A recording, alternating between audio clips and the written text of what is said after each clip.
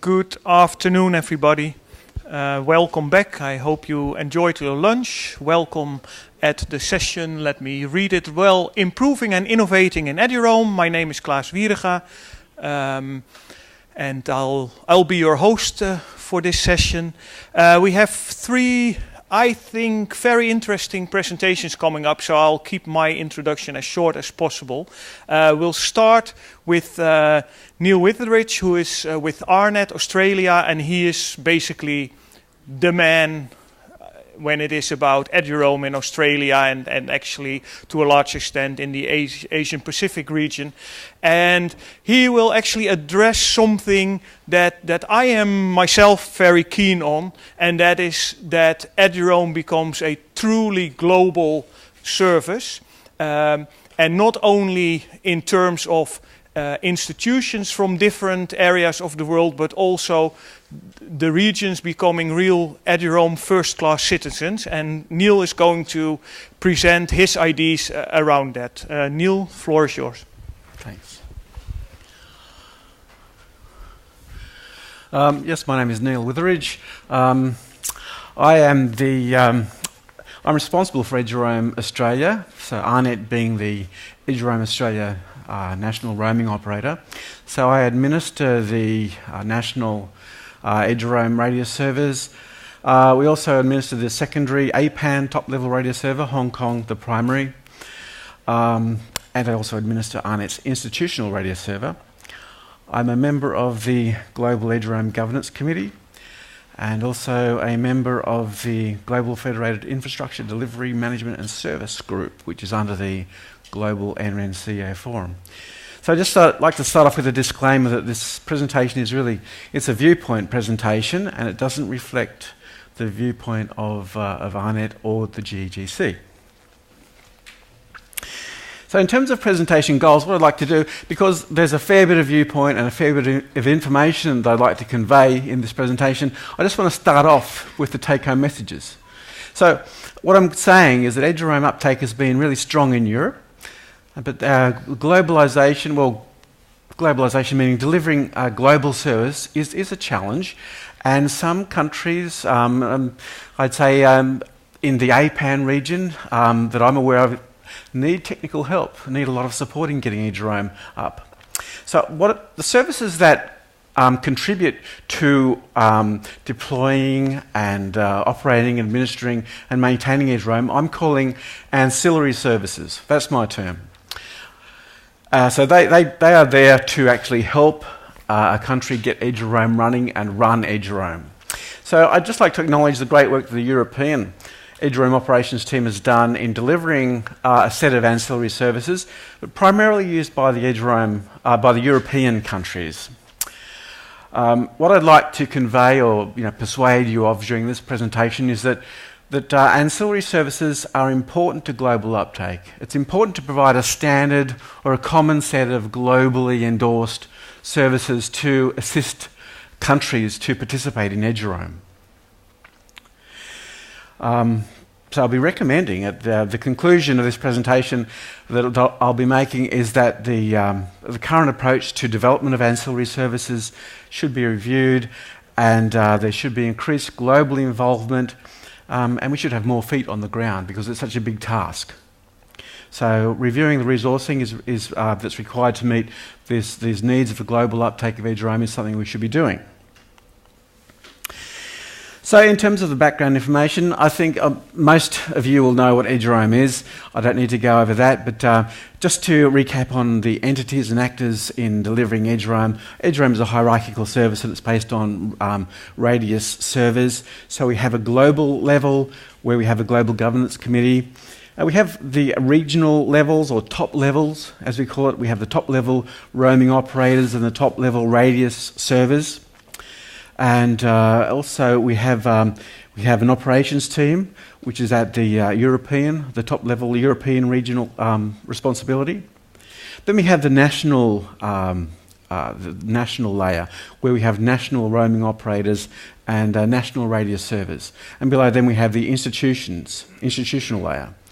So usually the institutional roaming operator will be the institution itself. The institution will host institutional radio servers to support its users. And of course, importantly, we have the role of an institution's IT support in providing end-user support. eduroam policy states that institutions participating in eduroam need to provide support. Users should go to their home institution first, but they can also, there's often not practical for time zone reasons, for example, so every institution should be able to support visitors and also its own users. And of course we have the management stakeholders in an institution that we need to persuade of the value of eduroam and why they should invest in eduroam.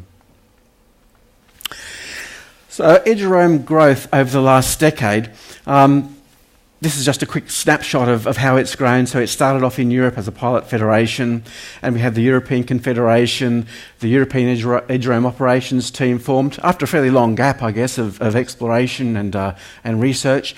And in 2008, by the end of 2008 or September, we had support services in place, and we were able eduroam was rolled out as a production service in Europe in September 2008. In my region, in 2006, the APAN eduroam project group started, and I joined ARNet in 2011 when it became a production service. So I took over responsibility at that stage. 2010, Canada joined.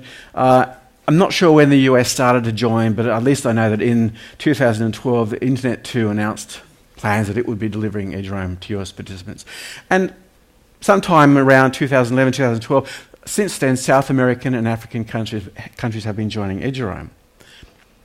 I guess the point to make is that eduroam uptake has been really strong in Europe, but perhaps not so strong in the APAN region, and just starting in South America and African countries.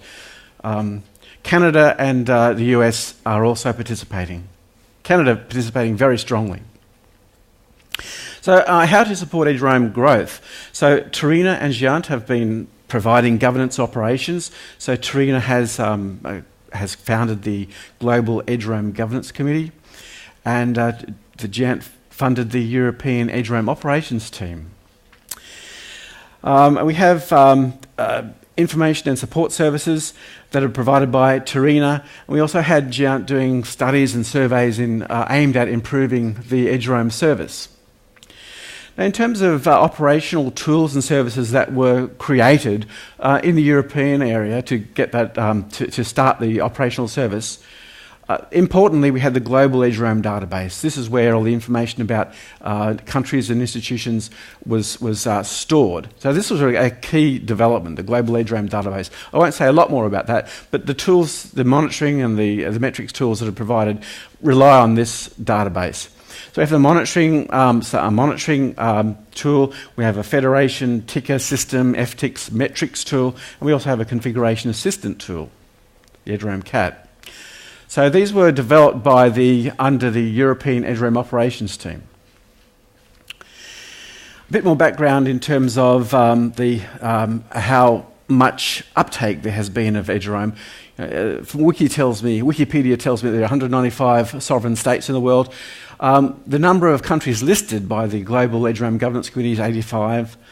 The number of countries that have signed the global compliance statement is 67. 66 in the global database. There's a large number of hotspots there which we've extracted from the global database. In terms of monitoring, one of the key points I'm trying to make out is the use of these ancillary tools, the metrics, the monitoring tools. So in terms of the usage of the monitoring tool provided by the European eduroam operations team, 46 countries use that, and they're all European except for Canada. And in terms of the institutions using the FTIX metrics tool, 36, all European except Canada. Number of institutions using CAT is 587. I'm not sure what the breakdown is, European and non-European there.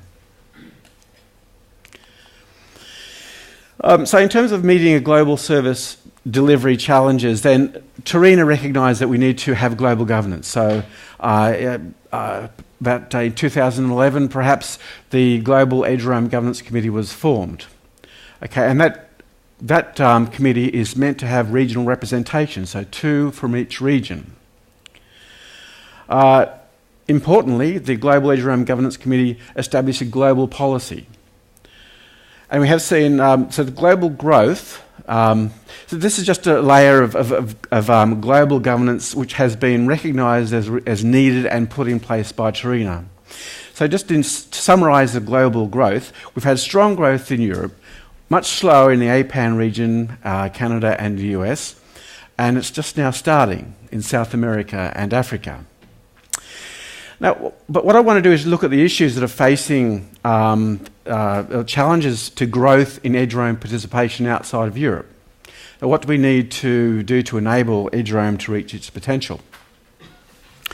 So I just wanted to consider this when I was thinking about how to convey this information. I thought of let's do a health assessment of eduroam, and I was thinking, well, we have an 11-year-old eduroam service. Okay, so what analogy? We looking at 11-year-old boys. What analogy is appropriate? Is this the appropriate analogy? This rich kid, very healthy, or is it this analogy? This beggar who is suffering, obviously, just clinging on to life. And are we setting up eduroam to be for success in terms of broad acclamation, reward or award recipient, or is it going to be a whipping boy? Perhaps not a politically correct thing to be portraying, but I'm sure those who are involved in eduroam administration can relate to that bottom right-hand corner image. As eduroam, if it goes wrong, well, if anything wireless goes wrong, eduroam is an issue. Okay, so I would like to address the obstacles to eduroam uptake, and I've received requests from countries in the APAN region for assistance in getting eduroam, in participating in eduroam. So, and I've referred them to the documentation that's available from TNRO. My perception is that there is a perception of other countries in the APAN region that eduroam is a difficult service to participate in. It's difficult to deploy, and it's got a high operations, administration, and maintenance cost. And I think one of the reasons for this is that there are a lack of these ancillary services to assist deployment and OAM.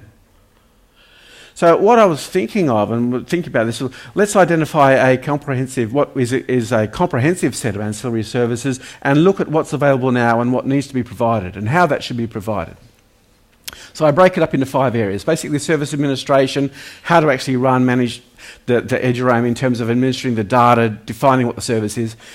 Operational testing and auditing. When a new institution comes on board or a new country comes on board, how do you test that they're ready to participate in eduroam? Operational monitoring. What servers are up and running and operating correctly, and what servers are not, radio servers I'm talking about. Usage metrics, really important in terms of selling the value of the service to institutional management. And actually providing really interesting information on the visitors that institutions have from other countries in particular.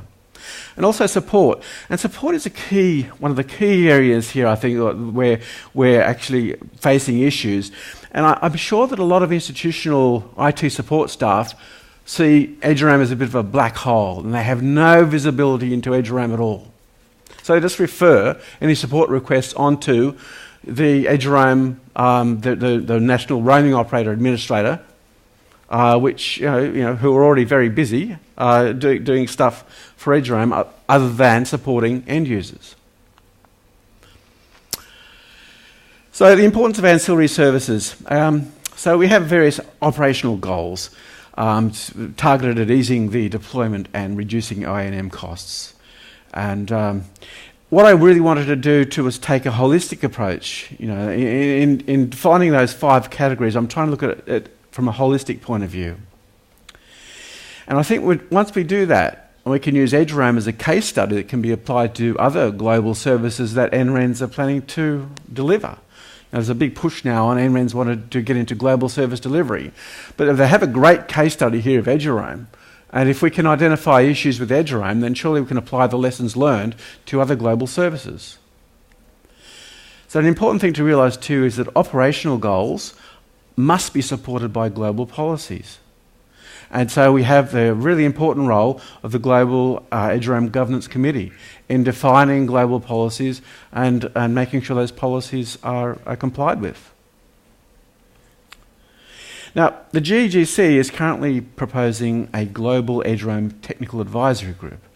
So one thing that I've been considering is how can this technical advisory group contribute to growth? How can it overcome this issue of building a set of standard ancillary services for eduroam? So I mentioned there are some that have been developed already. And this is under the categories that I've already defined. In terms of deployment administration, we have a service called DjNRO, not a very pronounceable acronym, but it's a Python-based service which allows eduroam national roaming operator administrators to enter information about the eduroam federation in the country and allows institutions to self-administer their data. We have the operability monitoring at a fairly high level, provided by by the global operations team at that URL, monitoreduroam.org. We have usage metrics provided by the FTIC system, and we provide some level of institutional support using the configuration assistant tool. And also we have information resources. So that's it in terms of what's currently available, and we'll have a look at those services in a bit more detail soon. Or right now, actually. So this is the user interface from the DjNRO service, which was funded by the Greek NREN, deployed by the national roaming operators, and enables institutional self-administration. And importantly, provides a data feed into the global database.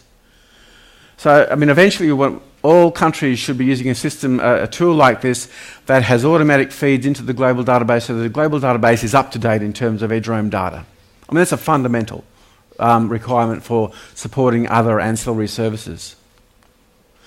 And we have the operability monitoring, which was developed by the European eduroam operations team, and it basically monitors top-level radio servers and national radio servers. And this is public information. You can go to this site and have a look at it. We have the Federation Ticker System, or FTICS, which provides metrics, basically aggregated metrics for national roaming operators and institutional roaming operators. And for end user support, we have the configuration assistant tool, the CAT tool, which enables users, institutional roaming operators or institutional radio server administrators would input their information into this tool, and then users could access this tool to generate the configuration for their devices. Okay, so it's a really important functionality to enable end users to easily configure their devices to use eduroam authentication.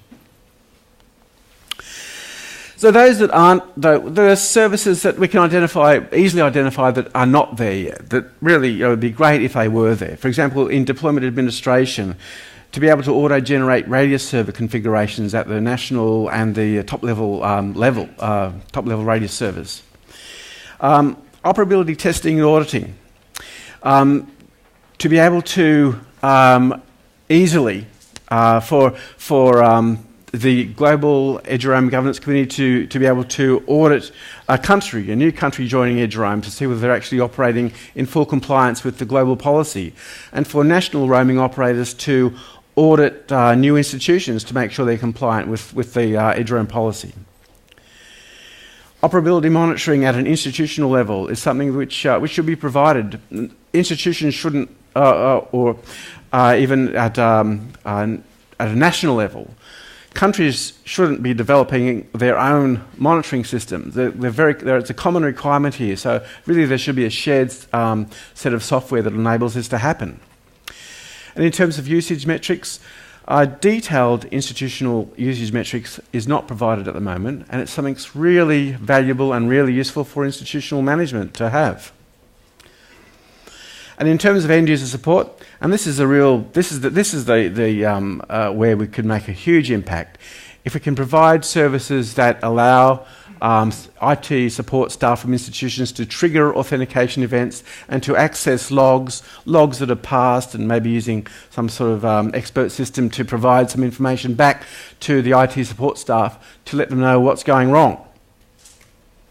I mean, very easy to identify a set of services or services that could be developed and provided and shared that would make participating in eduroam and running eduroam much more easy.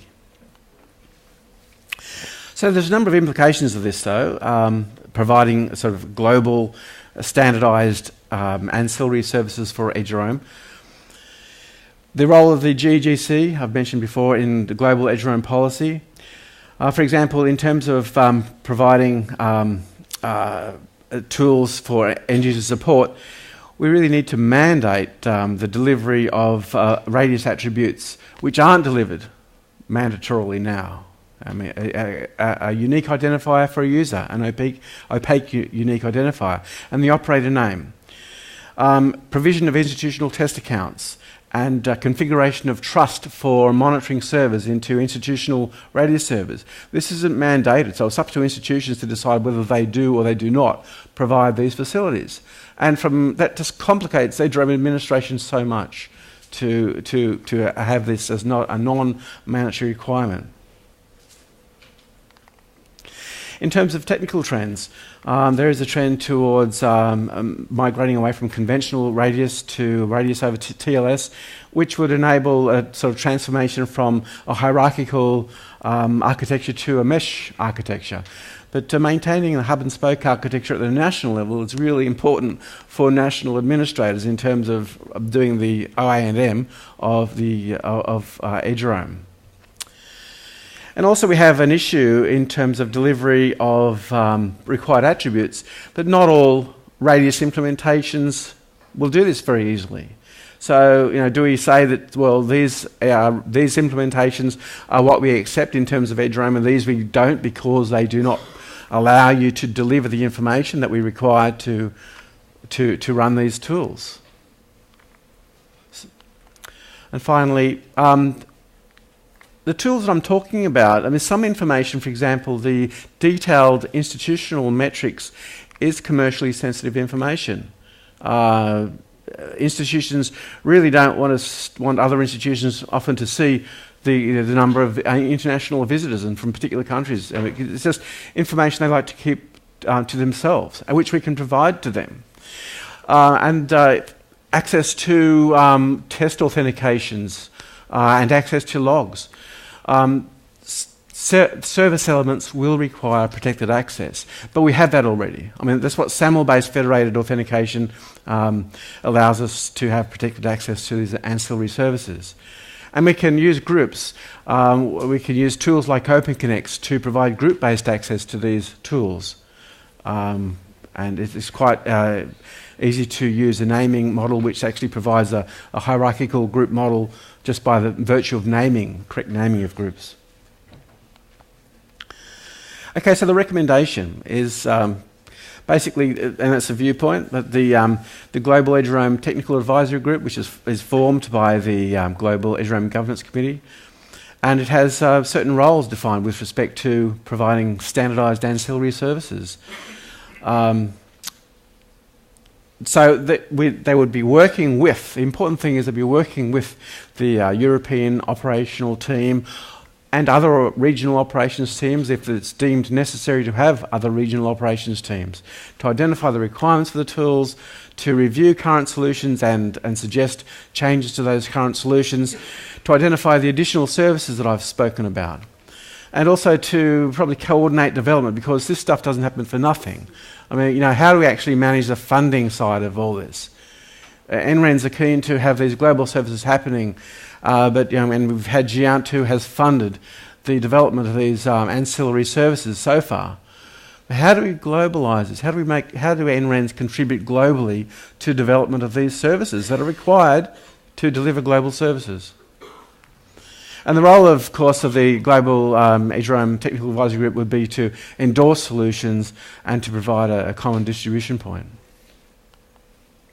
So this is the view that I'm looking at, I guess, where we have the Global eduroam Technical Advisory Group, which is under the Global eduroam Governance Committee, and it provides these tools or information through the operations team, and the tools are provided down through the top-level roaming operators to the national roaming operators, and then it's up to the national roaming operators to distribute these tools institutionally to their institutions. Okay, so in conclusion, well, NRENs really should support the Global eduroam Governance Committee in creation of the Technical Advisory Group.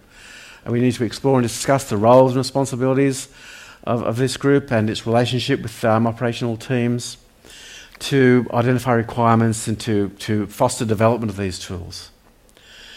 And it's also, I think, a great case study. eduroam is a global service. It's 10, 11 years old.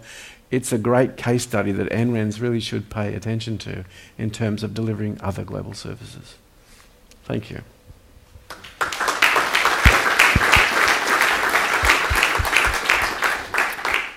Thank you, Neil. We have time for a couple of questions. Over there. Okay. I'll let Peter go first because he was closer to the mic. Oh, sorry. I just want to have to give a question on your last point. So there was lots of experience within these 11 years. So what would you tell other global activities such as EduGain? What would be your advice to these people? To support countries better who want to participate, but who are resource-strapped and need technical help. And I think we can, providing these standard tools, identifying the tools that are required to actually help deploy, to participate by deploying and doing the operations, administration, maintenance. Generic sort of answer, but... Actual making your hands dirty. Yeah, I mean, I think there needs to be... all of these would need to have, I think, should have some sort of an advisory group which looks at this issue. It's okay, what do countries need? Not every country is the same in terms of its technical ability or its ability to pour resources into participating, but they would like to participate, and we would like them to participate to strengthen the service. So how do we help them? And so there should be, under eduGain, there should be a group looking at this. What can we do to help? What common services? Stefan? Yeah, Stefan Winter from Restena. Maybe not a question, it's more like a comment. It's certainly true that the early ancillary services were designed with a Europe-centric view because we were thinking this is taking off in Europe and let's think about the rest later. But at least the recent developments such as eduroam CAT were designed with a global view in mind. And in fact, even I, operating the thing, basically don't know how many of the institutions there are European versus non-European because we don't make that distinction. Every federation which is in the eduroam database can use it, and it would take me a very complicated SQL query just to find out, and we don't do that. Yeah, so I think the configuration assistant tool is an example of, it provides a great example that others should follow. That's all I can say about that. I mean, I think, it is starting, but I think we need more of that same sort of development. Yeah, I like to add to that yes, that is what we see, that in eduroam in Europe, these tools are developed, and being the nice guys they are, they make them available also for the rest of the world. I personally think that it's very important for eduroam to become really global, that there's active participation in developing tools, not only in using them. I think we are all friends of each other and we are all happy to help each other out, but when I said before first-class eduroam citizen, I meant really be full equal partners. I think that is very important. Did you want to add to that, Miro? Actually, yes. I'm Miroslav Milinovic, for those who don't know me, and I'm probably one of the guilty ones for the current level of what we call eduroam supporting services. And the message I'd like to get from Neil is it's not the technical implementation of the services, rather the fact that other regions, to make the service really global, should, as Klaas said, invest a bit of resources in order to deploy them properly from the very beginning. So the CAT is a nice example, but all other services have been set up in the way that they could be used globally, like FTIX, and we learned that Canada is a European country out of your statistics. Thank you, Canadians, for joining. But the monitoring system also, as well as the eduroam database. So all of that is open, and we are happy to serve whoever comes from the earth and even further. But it would be nice, and it would be helpful. It would scale a bit more if other regions join. And I mean, this service as a definition is hierarchical one. So the supporting services should kind of accept that as a fact of life. And by the way, we can dig out the statistics, how many of CAT IDPs are from European countries or how not, but I don't find this a relevant thing. Thank you. Last question. It's just more of a statement. My name's Chris. I'm the chair of the GEGC, and I want to say thank you to Neil and all the people who are using eduroam and support it. But I also want to point out that there's a number of GEGC in the audience, and I don't think many people realize who they are. So can you, if you're in the audience, can you stand up, please? For the GEGC? Yeah, I'm outing you. So these are the people who represent the different regions. And so it aggregates up, if you have challenges, innovation, kudos, thanks, or bricks, just come to us. These are the people that represent the eduroam ecosystem. And we really want to hear your feedback because we're your proxy and your voice. So thank you, and thanks for showing all the interesting topics we have to discuss. And for full disclosure, I'm not representing a region, but I'm a Terena appointed member of the GEGC. So thank you again, Neil. On to the next speaker.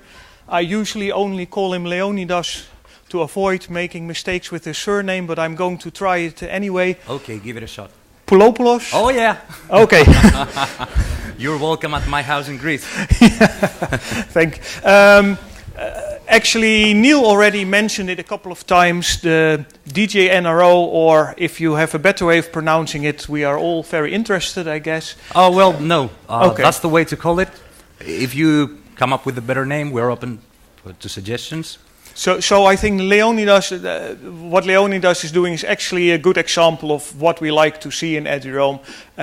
Somebody participating in eduroam has a problem with something, fixes it, and makes it so that others can benefit from it. And we've just heard that the Australians are benefiting from the work Leonidas is doing. I'm also benefiting because he also made this wonderful app for my Pebble watch.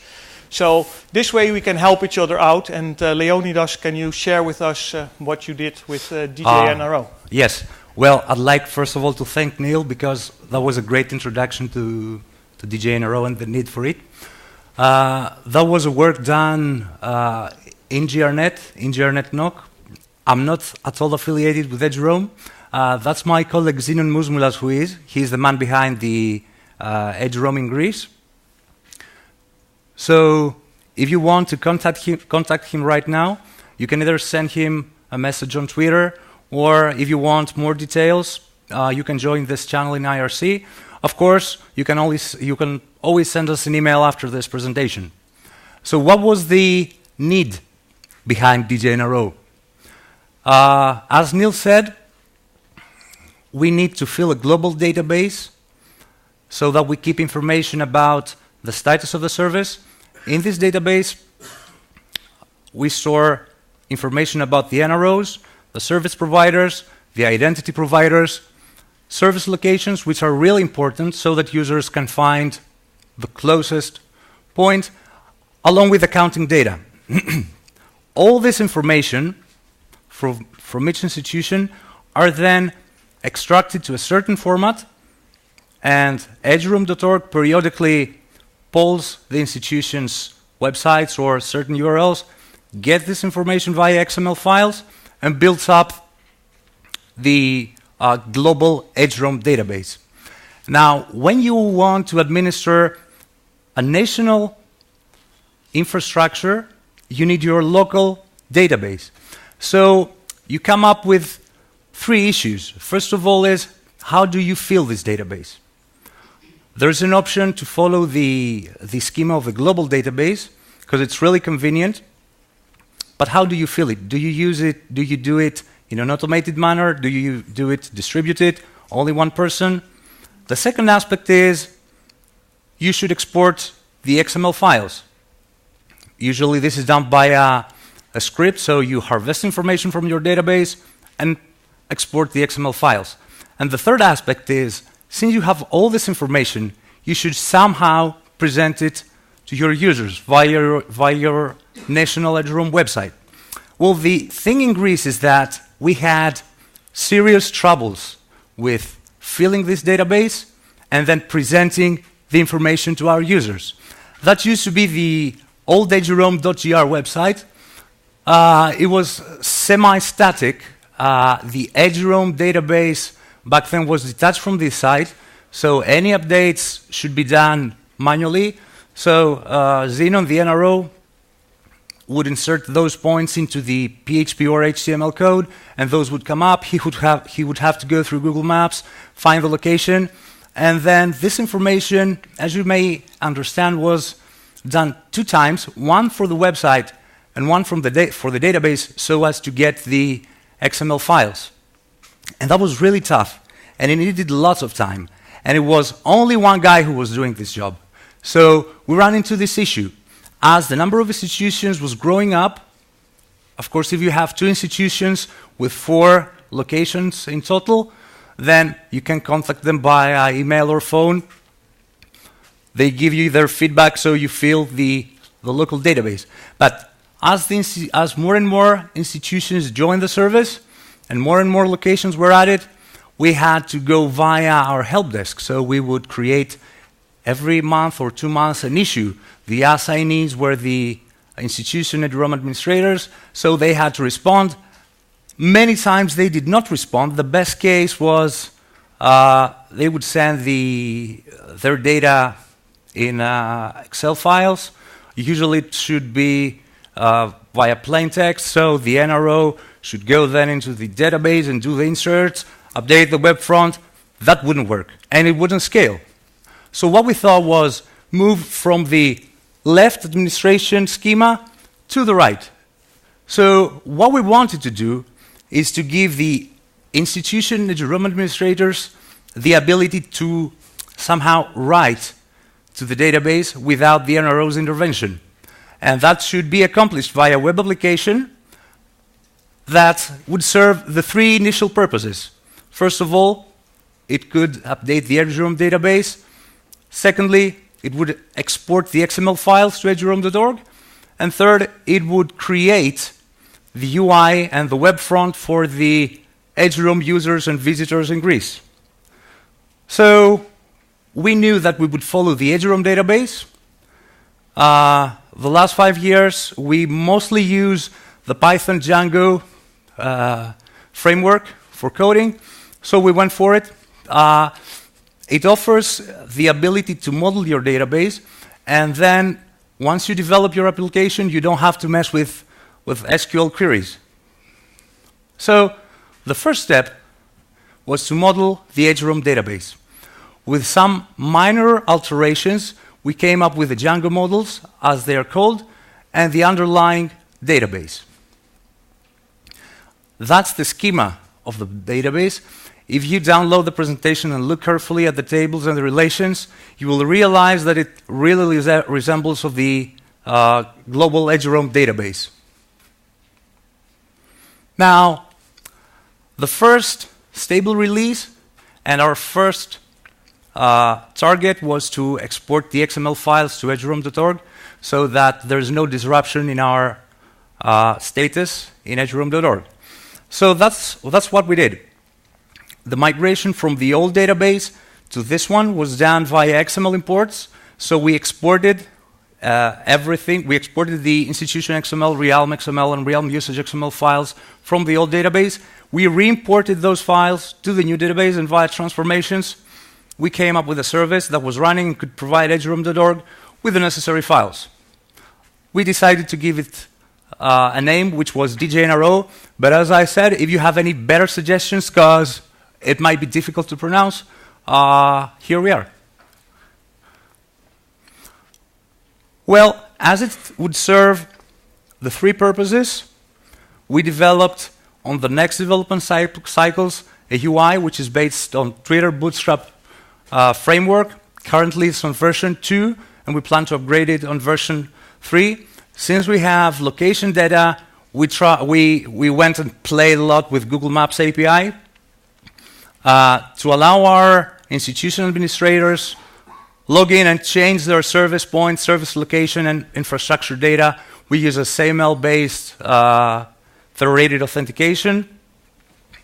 We allow for social media authentication, and it's an open source project, so you can download it, try it at your network, or send us comments, feedback, contribute. The core functionality of this platform is that institution administrators can enter their own data about their institution. So what they can do, they can add, edit, or remove service locations, assign contact points per location or per infrastructure, provide institution information. What's the new role of the NRO? The NRO, he has an overview of the database. He can see everything, whereas institution administrators have a view only of their institution.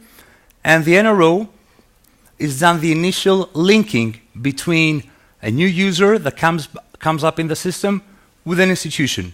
And from then on, the user can change the data only about this institution.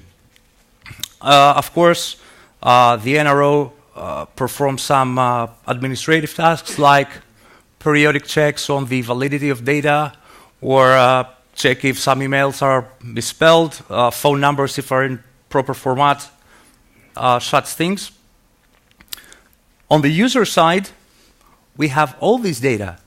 So, first of all, we show the eduroam locations, in our case, in Greece. There is a section of the website that shows the institutions and contact details about them. And as I'm going to show later on in this presentation, with a bit help and reverse engineering from eduroam.org, we show the world points of eduroam and the closest point to your current location. So that's the next development cycle, how the platform looked like. So you have the management API. On the top, on the most right, you have the administrative interface, which is actually the Django administrative interface, and users or institution administrators don't have access. It's only the NRO. We have the front end, which is generated via data through the DjNRO database. And then, as I mentioned, we have the country view, the world view, and the closest point view. That's the management interface. So if you are an institution administrator, you log into the platform. The first time the NRO assigns you your institution, and then you can, here is the view for adding a point on the map. That's my hometown there. And under the hood, that's what we have inside the database. If you look at the fields, then you will probably recognize the eduroam DB. So that's the locations table. Those are on the top, the contacts table.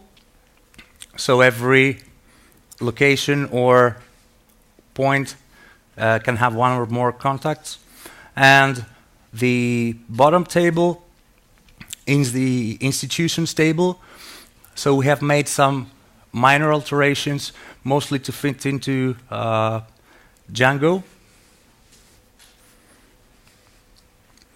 And once you add your points, they're automatically presented to the user. So we use here something which is called Google Maps Marker Clusterer, and this is also used in the eduroam.org website, so it groups many markers so that it doesn't disrupt the viewing of the website. And then we were really happy because we have fulfilled all our initial 3 targets. But we wanted more. So what we did, first of all, we created, developed, and we will soon release a CAT API client. It's a Python client that we have integrated into DjNRO, and it integrates with eduroam CAT. Then we developed a bit further the geolocation API, on top of which you can build external applications. We did more stuff with the domain data, such as infrastructure monitoring. And then from the contacts tables, we created mailing lists for Simpa. So we have the eduroam mailing list. Well, that's the integration with the CAT API. I'd like to thank Stefan for the support. We were in contact. So there's a table inside, a new table inside the database that holds information and relation about the user, the institution, and an ID, the institution ID from CAT. And that's how it looks into the management interface. Those are 2 screenshots merged in one. You begin with the bottom one. So we support multiple CAT instances. For example, if you want to do tests, you can try with the CAT development instance. Once an enrollment is successful, then you get the message on the top of the screen that shows the ID that you get back from CAT and the CAT URL that you go on with your enrollment. Now, on the bottom of the screen, if you look carefully, it says active. So we periodically poll eduroam CAT to see if the number of administrators is above 0. So if we get 1 or 2, then we consider that someone has visited this URL and has activated has gone through the enrollment. And then we went for monitoring. We had all this information for infrastructure in the database, so why wouldn't we go for monitoring data? And that's what we did. We've developed a new module that exports data in YAML or JSON format. This is done via either you can do it either manually or have DjNRO do it in an automated manner. So what can you do with this data? Here's a sample. You can get the FLRS configuration for AdSec proxy. And in a few days, we're going to release this version that has the monitoring data, the mailing lists, plus the APIs for the closest point service. Well, what's this? If you visit the monitor.eduroam.org/eduroam-map-php, or if you simply click on the map at the initial page of eduroam, then you get this little link on the top that says KML. So what we thought, why wouldn't we get all the points in the world, parse them, and then store this information into memcache, into a cache? And then we could use it for various applications. One of them is to find the closest point. This function here, those lines, calculate via triangulation the closest point to the whole points that are stored in the cache. So we have some thousands of points in there, and you provide your latitude and longitude, and this function just outputs what's your closest point.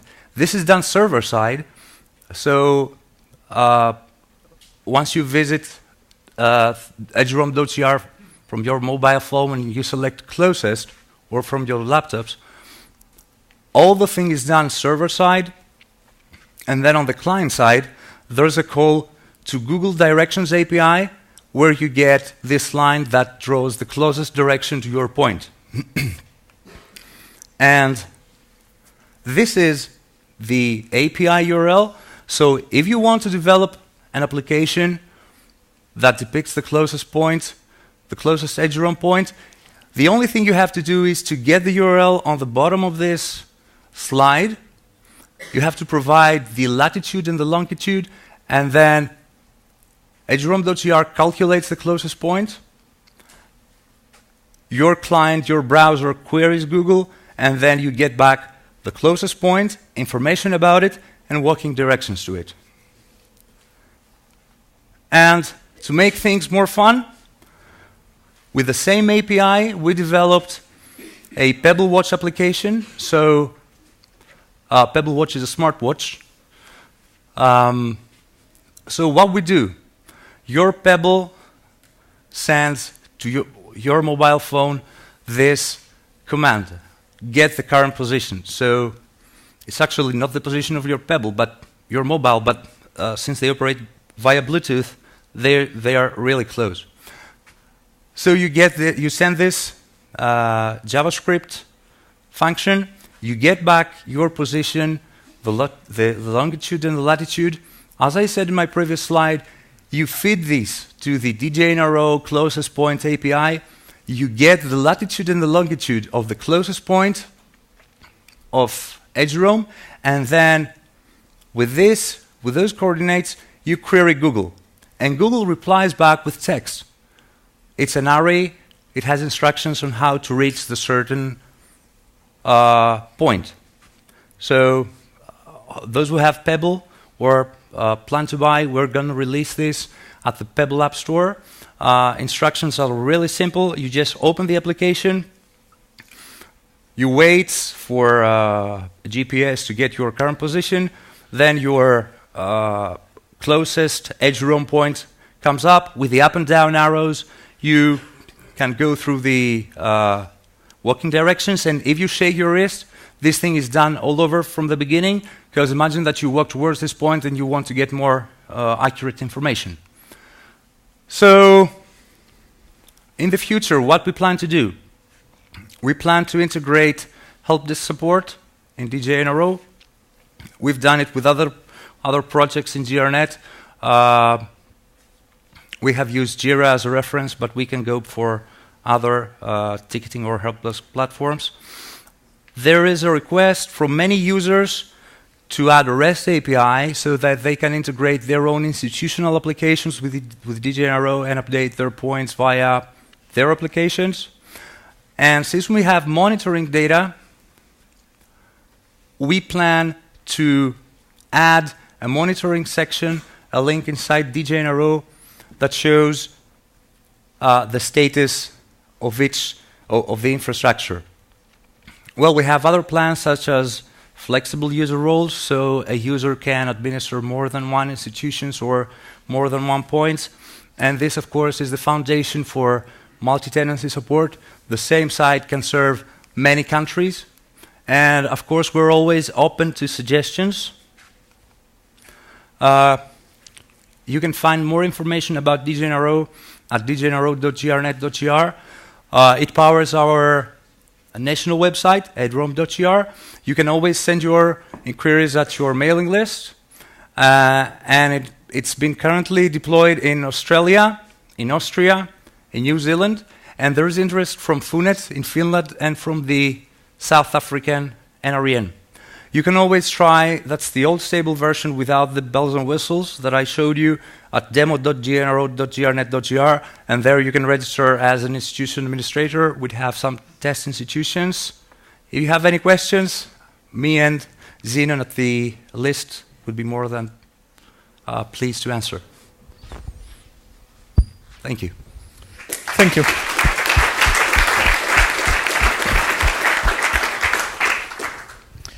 And I can tell you that the nearest eduroam hotspot is 200 meters from here, according to my watch. But are there questions?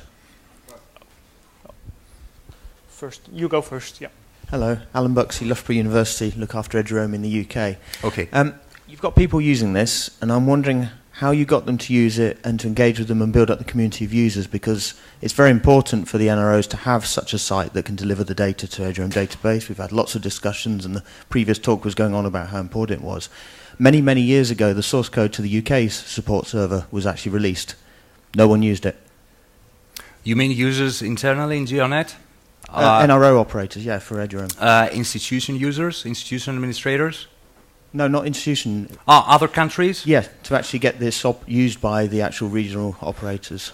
Well, we first presented it in Vienna TF meeting. So we made the community aware of this tool. And we generally follow lists and watch how things move. So we find out that many institutions, many countries and NROs had the same issue with us. There's only one person or a group of people that does the administration, and this is usually done manually, so the institutions are decoupled from the whole process. And believe it or not, once we got this, I will talk from the on behalf of the institutions, what we saw that happened when the institution administrators saw that we provide them with a new service that has a fancy UI, they felt much better to use it than having to respond to tickets and phone calls or send XML files, Excel files. Well, internally it was much easier to go from the old management schema than before. Yeah, because we started with a web system, and as I said, my predecessor back in the years, Josh Howlett, actually released it, but it was never adopted by anyone. So I was wondering, that was the thing about the community for Australia and Austria and the oncoming Finland and New Zealand, etc. So I think it is important to have such a tool. Well, of course, we use the new technologies such as the social media to make people aware of it. Perhaps it's also just a matter of time that the whole eduroam operation has grown and matured, and there be a need surfaced. Or perhaps Josh was just too modest and didn't advocate it enough. Thank you. Hi, Leandro from Brazil. You can put another interested country, Brazil, to use this. Great. And we are working in a development of a tool to check the quality of the service in the side of the users. Okay. You are planning something about this? No, and we're really interested in this step. Okay, let's talk. So yeah, let's talk. Hi, I'm Tomasz Wolniewicz from Poland, responsible for Polish eduroam. We've been operating a tool pretty much like this for something like 5 years now, and I think there are probably, Netherlands have something like this as well, and a number of NROs probably do. So maybe it's a good moment to actually get together somehow and gather opinions, because there are things from operating of that I think would be reasonable. For instance, in our case, we are also gathering information on institutions signing up eduroam declarations, which are a form of an eduroam agreement, and therefore we keep track of that as well, and so on. And also the question of what information you allow people to change about their own institutions and what you restrict yourself as the national operator is also something one should probably discuss about. So I think maybe getting together would be a good idea. Yep. Neil and then Stefan, and then I'm going to cut the line. So following on from my presentation about this role of the Global eduroam Technical Advisory Group, I mean, how do you feel about a group like that who takes some sort of oversight of these tools and coordinates getting together of these different developments that are happening all over the place, and people doing and actually coordinating the development of these tools and endorsing a set of tools? And I'd like your feedback on that. But also just a question on sustainability. You know, the important thing of these tools is sustainability. Now, obviously, DjNRO has put money into this. It's expensive to develop this sort of software. And so what commitment does the rest of the community have on sustainability? And in terms, for example, to extend this, for example, I know that you require that IDPs populate a user with a certain attribute they can use, they can administer this. It doesn't work in our environment, so we have just commented out all that code. Okay. And they're using sort of group-based access. So in terms of that sort of extensibility and having another group above saying, no, these are the requirements, how would you react to that? And oh yeah, I will be, as I said, we're open to suggestions. Since this is something that it has potential to be used by a broader community, we would like some guidelines from the deployments. We see that we are towards what we would say the correct direction, but yes, we would like some guidelines.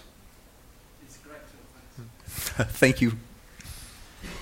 Yeah, one comment about the reuse and why this one was successful. Of course, I didn't read your code, but I have some assumptions here.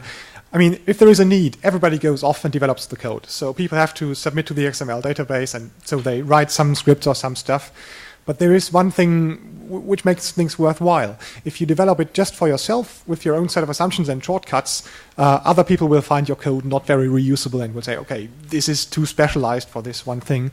So I guess, it's really a guess, you could have saved like 10 or 20% development time taking all these shortcuts, but it looks like you didn't, and you made it so extensible on your own that other people find it useful and not too painful to get into it.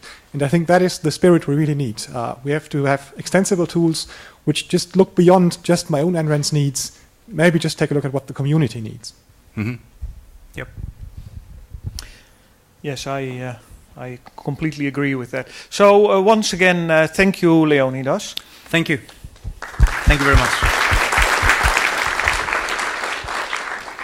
The last presentation for this session, and usually I'm then happy that it's a Dutch, so I have no problem with his name, but he still has a difficult name, Wladimir Mufty of SurfNet.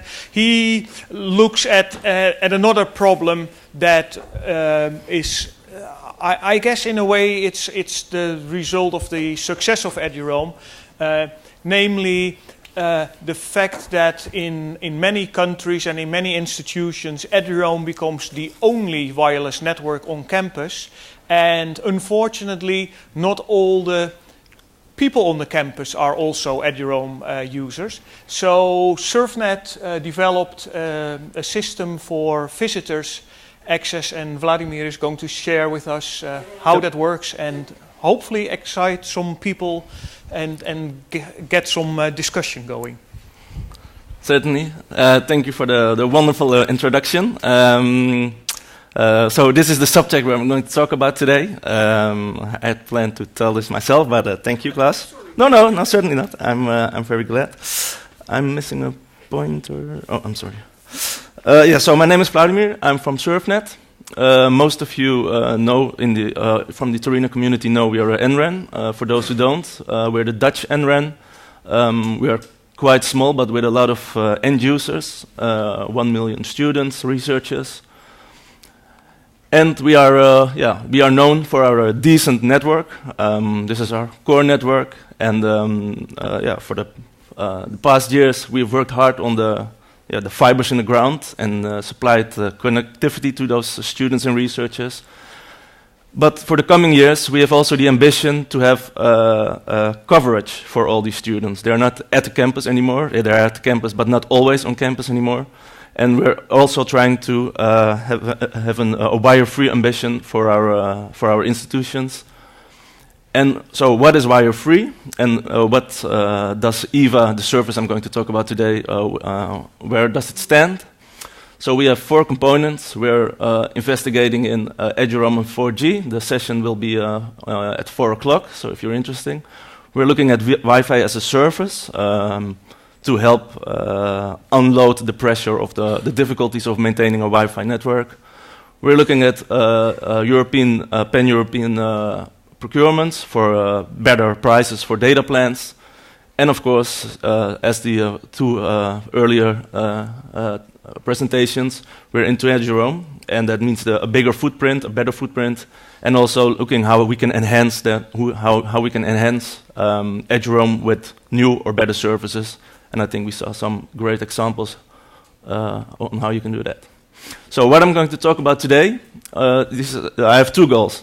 I want to show you EVA, what it is, why we developed it, and show it to you.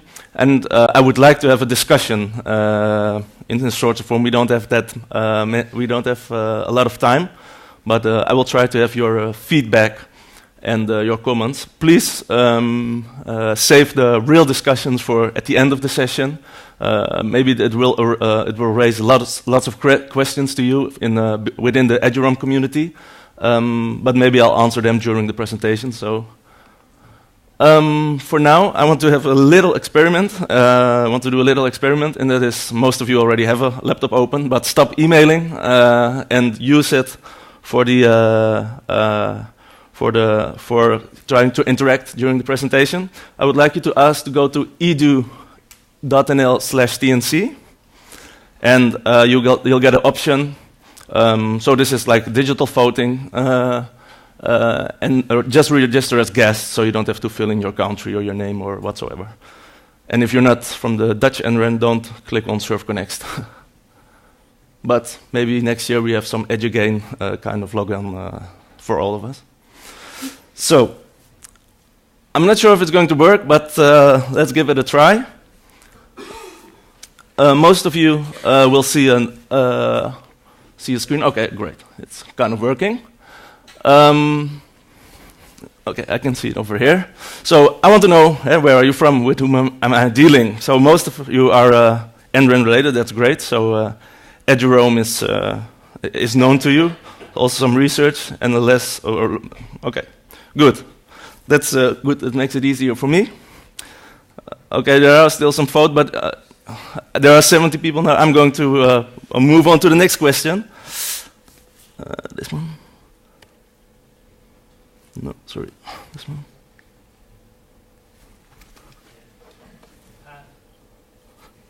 Oh yeah, sorry. So what is your profession? What do you do? Are there maintenance people? Are there management?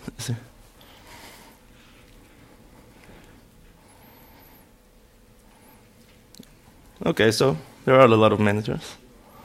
Well, I think this EVA is the discussion I want to start is interesting for management and for the people who are actually working with eduroam.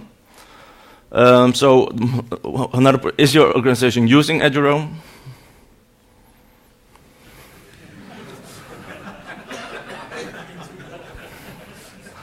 Okay, good. Well, yeah, I'm not going to ask who that was. Okay, and now in a serious question, and this one is important also for the discussion. How does your organization cope with guest visitors? So not guest users as a guest student, but with real visitors who are on the campus. All this information is anonymous, and it gives us an indication on how you cope with those problems, of these problems. Okay. There's no other option. Yeah, choose the last one. No, I know what they're doing. Okay. Okay, so there's an extra network with the password on the wall, or there's an extra splash screen kind of portal situation. And that goes also for the Netherlands. So there was a problem. I'll switch one more. So this is one of the reasons why we started EVA, due to the results of what you just saw. would you be interested as eduroam people, because most of you used eduroam, to handle those visitors through the eduroam network?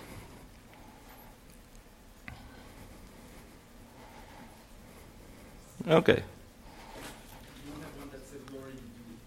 No, certainly not, but I would like to hear your story in a while. Okay, so that's good to know. So maybe, no, certainly not. Okay, surprisingly for me. Okay, can I switch back to the presentation? Thank you for your input. No, sorry. Okay, so what happened? Our institutions knocked on SurfNet's door and they said, "Hello, SurfNet, we have a problem. We love eduroam. It's been there for a few years now. It's growing. It's stable. It's nice. But yeah, we have a problem. We have to have more networks than only the eduroam network, and yeah, that's bothering them in certain ways. Eduroam is, what I said, very successful, and people are using them through LDAPs, radiuses. That works fine, but the visitors can't use them. Can't use eduroam at the moment. So who are we talking about? We're talking about guests, committees, payroll workers, flex workers, people who guide internships or whatsoever. Those the group changes a lot, and they are maybe only there for 1 day or for 2 days, but they're always every day there. So it's becoming a problem for them. They can't enter the network. So the most common solution is put up some extra SSIDs next to eduroam for the secure network, for the guest, for voice, whatsoever. And that costs resources for the maintenance team. So that is one of the most, at the end, it could be financially or in time. At the end, the problem is it costs too many resources. Another big thing is with big events or conferences, most people use now just web on the wall or OpenSSID. That is something we don't promote. But it's a real life problem, and they are knocking on our door from SurfNet. We have 500 people visiting the Torino site. Not everybody has an eduroam account. How are we going to fix that? So also the events is a big problem. Of course, what you have, if you have an OpenSSID, you have all sorts of problems, from orphan accounts, from who is that account, is it still valid, unclear policies, specific vendor solution where guest access is provided, but only with certain licenses or only with your certain hardware company. So this is also a thing that they said, okay, take these into account. So what is our goal? Our goal is to have a campus where everybody has connectivity, and everybody, I mean teachers, the employees and staffs, students, like it is today. And Eva should also service the campus visitor. And what is a campus visitor? That's someone who has a relationship towards higher education and research for the Netherlands, because that is our that is our only audience. So that is our goal. With the following conditions: use the current Wi-Fi architecture and hardware. They asked us, could we please use eduroam for it, because we want to keep eduroam, it works great. Put in place some clear policies and provide easy tools to provide those user accounts. Some other challenges these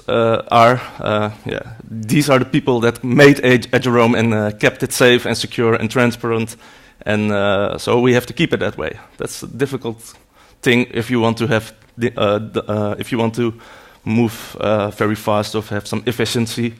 Then yeah, where is the border of secure and efficiency? We have the problem that we have a closed user base, and a lot of people can get free internet everywhere. So why is the university always making problems of OpenSSIDs? And so that is also a difficult thing within the discussion. From why can it be done at Starbucks and McDonald's and not at the university? And also, that was important for ourselves, make easy-to-use tools. There are lots of new technologies available, But first, it should be a workable situation and not a technology solution that was being pushed by the NREN or SurfNet in this case. What's also very difficult and challenging is the line. Everybody who has brothers or sisters know there are some lines that are very clear. Within this discussion, it's quite difficult. So what is a relationship with the university? What is traceable? What is identifiable? So these were some tough challenges. And can you please everybody with a solution? Or are there groups that never can be pleased if you do that? So that was also a choice on how we provided the service. So the solution we came up with, look at my time, is use the existing eduroam, make clear policies, make it vendor independent so everybody can use their own hardware, and provide efficient maintenance tools. Now, EVA was born, eduroam visitor access. It is based on temporary access. It uses the secure and trusted and transparent eduroam network. It has a relationship that an institute uses EVA. The institute appoints hosts who can then invite visitors. So this is the flow of how EVA works. You can manage the credentials of the visitors. We try to keep it minimalistic and user-friendly, but with sufficient configuration and burdens to stop any misusage. The visitor should be traceable, and the responsibilities are delegated. So what can it do? You have four options. You can create a single visitor, create a group of visitors, upload multiple visitors. It's the same as in the left corner, but done through an upload event, and create SMS accounts. I will go through them. The icons gives an indication on what you can do. So the Superman is the admin user, so that's only a few people who can do that. Green means the identity is more sure, so you could give more capabilities to extend time or the amount of accounts you can provide. The orange ones maybe provide less security on identification. So, for instance, timelines are being shortened. Some technical stuff. It's web-based. It's HTML5. It uses a responsive design approach. So users can also work with it on the fly and don't have to go to a computer or whatsoever. It supports 2G. I'll explain that later. That is in cases people don't have 3G or Wi-Fi yet. It has a central radius infrastructure. And this is very important. Next, I'm going to show you the EVA itself, but this is important to understand. SurfNet is providing, or another NREN, is providing EVA. They can appoint their customers, universities, hospitals, higher education, who are using the service. Within the university, in University B, the university appoints who can act as host. That can be the ICT, the help desk, that could be a receptionist, that could be all the employees. And the host, that is the one that invites the actual visitor and who has the delegated responsibility for that visitor. Yeah, I'm going to show you some screenshots. I can also give a real demo. I need to have my own laptop. SurfNet works with certificates. It's not on the presentation system, but I have thought of that, so I had some screenshots. What you see is, can you read it, or is it unclear? Okay. It's okay? Okay. First of all, as an institution, you need to make a profile. And the profile is a combination of a SAML attribute that is given during the login through a federation. And you can choose, for instance, the edu-person affiliation type. That is a role-based profile. And you can choose between student, staff, faculty, and a member. So for instance, if you choose employee and everybody who has the attribute employee, this profile will work for. You can enter how many guests they can use, or they can invite, what the maximum time periods are, and you can make this for every SAML attribute value save it for each other. There are some fields what you can check as mandatories, like email, telephone number. So then you have a profileless institution. You can also make exceptions, so not making it role-based, but user-based, and then you can use the email address of the professor or the receptionist. And you can do this to make, for instance, a larger number of potential guests this person can invite. So you have user-based and role-based accounts. That's not good. Okay. This is how you add a visitor. So a host logs on. For instance, I'm a host at ServNet, and I have a guest coming. I write down his name, his email address, his mobile number. I'm writing down if he should be notified by email or SMS, if he doesn't have any Wi-Fi connection at the moment. I'll give a time period where he can use the service. I'll have some extra descriptions, and an account is created. The visitor receives an email with his credentials for the eduroam network, and he receives an SMS. From that moment, he can just fill it in, and if the account is valid for that moment, he's online. I have, as a host, have an overview of who are all my visitors.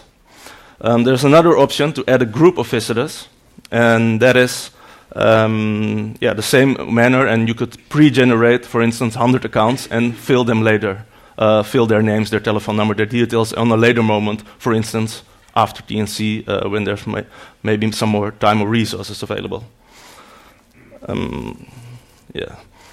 I will skip these. These are some extra services to print directly the pre-generated accounts.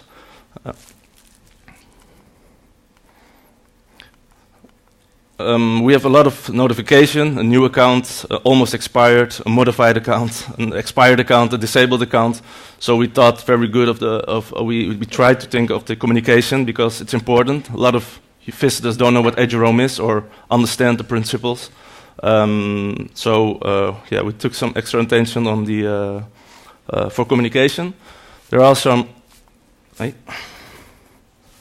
Okay, there's also a CERT tool where CERT staff can enable users when needed. There is some help and support on installing eduroam, but also maybe more important, de-installing an eduroam profile, because it will finish. There is some feedback at the end of a session that they can fill in. It's not mandatory. And this is the SMS scenario for big events. This is something we're piloting still with 2 universities. You can SMS a keyword to a telephone number. It will go to EVA. We will check if the keyword is in the database. If it is, for instance, TNC14, it will create an account for 19 till the 22nd of May and send that account again to the user. We have his mobile phone number. We have a strict limitation on how long an SMS account can live. And you can have extra checks from counting the maximum amount of number an event can generate to searching for a specific keyword on Twitter or other media where maybe such a SMS tag will be published. This is the timeline we have. We have some development. We're in the pilot phase now, and it's planned to have this service available and in operation from September during the new school year. Okay, so what is still open? Discussion on the legal statuses of Wi-Fi networks within the Netherlands. What are the restriction, public, tap conditions? We're still working on the SMS service scenario, and I would like to discuss the validity of the location. So, should a guest account should be only available or valid within the institution where the visitor is the visitor, or in the whole country, or maybe worldwide.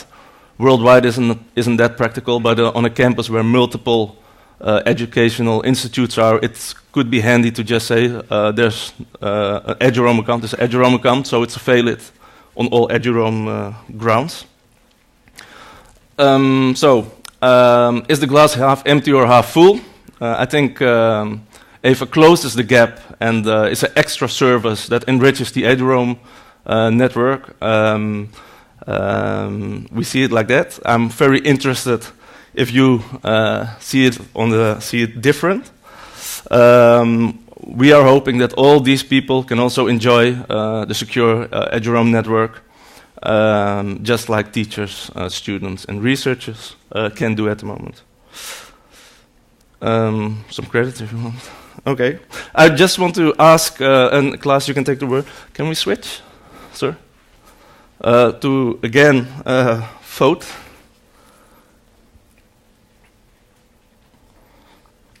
Oh shit! Hey. Okay, that doesn't matter. Then I think we have some few minutes for a small discussion. Yeah. So I know that there are more questions, but I'm going to use the prerogative of being chair of the session and holding the token to ask the first one, or actually to make a comment. Yep. I had already one person coming up to me, and I will not name that person because you might actually cut off the access, but one person coming to me, oh, I now also am an eduroam member. So you said international is perhaps not so practical. Well, this person said, I am now a member of eduroam, and it is valid for a year, and they told me that they will just prolong it after a year. And I said, but you're not part of the constituency of SurfNet. And they said, oh no, but there's this wonderful new system, this EVA system. Okay. So no, it's a good point. It does sort of make the borders fuzzier and fuzzier who is allowed to get on eduroam or not. So my personal view would be it's better to limit it to the campus. Those are your visitors to your campus, so stick to that. But I would be happy to hear other people's opinions. Stefan was the first that put his hand up, so I'm going to honor that. Yeah, so there is a bit of raining on the parade here. First, it's good to see that the use case is being addressed in one way or another. But we have one security principle, and that is that you have to give the users all the required security parameters in their hands, that they can verify they are connected to a genuine eduroam service.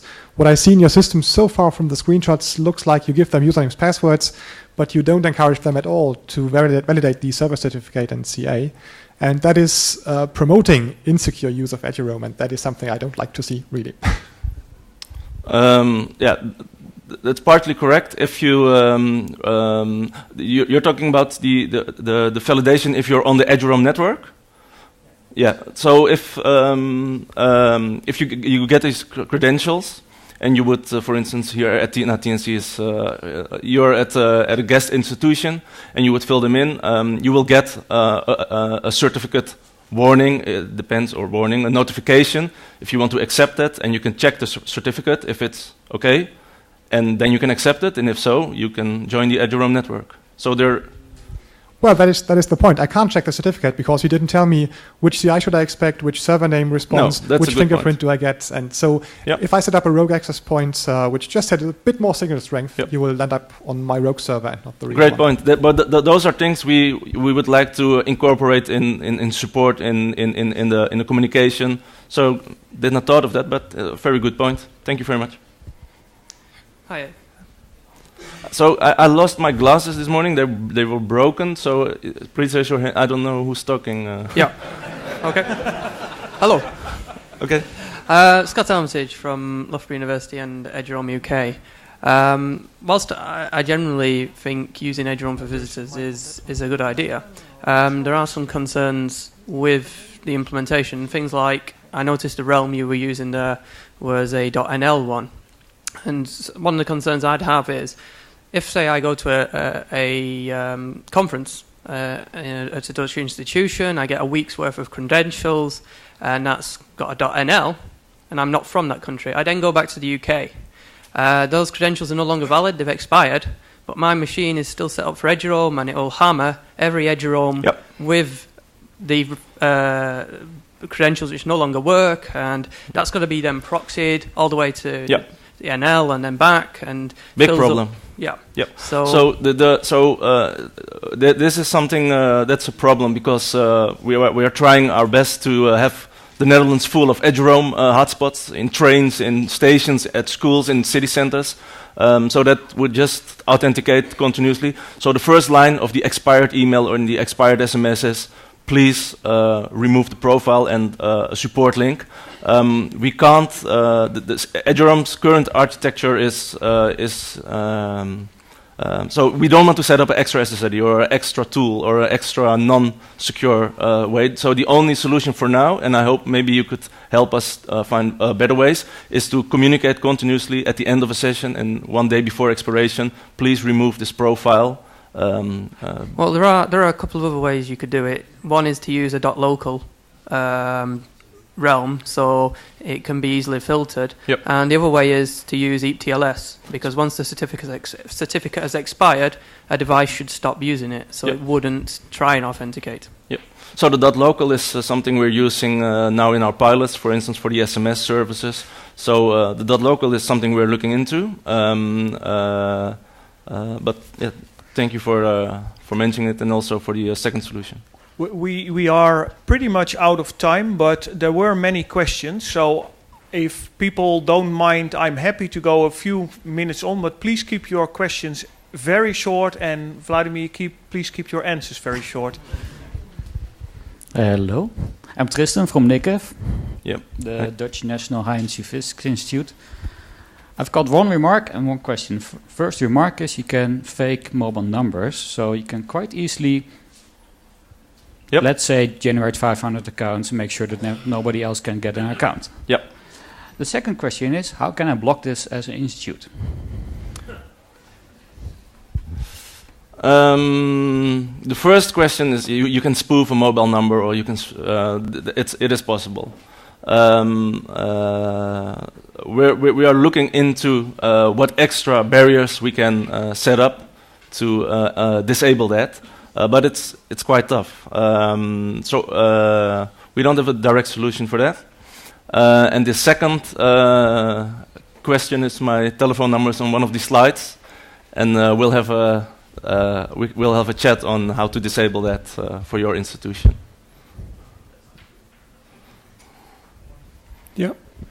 Martin Beck from the Danish Research Network. Thank you for this very, very good initiative. What do you think it would take to implement this at home for us? I think not that much. So one interesting point is, if this is successful and we as a community think, okay, I want to provide this, or provide this on to the university who want to use this and who will take responsibility for their visitors. Why should we do it as the DjNRO? Can we maybe organize this one level on a higher level? But if not, you could copy paste the applications, the source, the radius infrastructure from Paul Dekkers. It is set up for internet with an international perspective. It's all in English, so it can be copied quite fast. But I think we should look at maybe even better solutions. Last two questions. Fergal Sapel, UCD. Back to a previous question. If I'm a visitor and I'm working closely with two institutions at the moment, and I'll be traveling between the two often in the next 2 weeks, how will that work for me if I'm a visitor in both places and have two different credentials with one SSID? That's a good. It's a question we also had to make a choice, where we had to make a choice. So for the scenario where you could just share one eduroam account over the institutions, the problem won't be there, because your account will work on multiple locations. If you don't do that and you make a local or a specific institution solution, then you have the problem of switching continuously between, and then we have to think on how large is that group, and how beneficial is the solution of giving a valid account for all institutions. So we have to choose between those. So on to the last question, and then I'm going to cut it mainly because I have a meeting now that I'm already late for. But if Wladimir has time, then you're welcome to come down and gang up on him and keep talking until the next session starts. So, last question. Hi, Herman from the Rechencentrum Garching. Hey. I'm gonna, first of all, I think it's probably a really good idea to limit the guest accounts to your local institutional context or campus context if there's multiple institutions on the campus or something like this. But I want to end with a positive question. Is there an API to register specific email address accounts? For instance, if I have a guest list with, say, people register on the website that they're coming with their email addresses, and I've obviously gone through that at one point to see if there's anything really bad in there. Can I just, click on a button that I can program, and then they all get an email with their account? No, not on an API level. There is an upload function. So I think it would be step 2 to don't offer only the upload Excel or comma separated file, but also look at a more mature solution and providing APIs. But again, with all the security measures taken.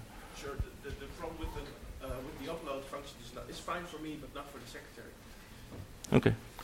So with that, I want to thank you all for participating so enthusiastically, and keep doing that. The conference is not over, so you can keep talking about this. So once again, thank you all, and I would like to have a final applause for all 3 speakers.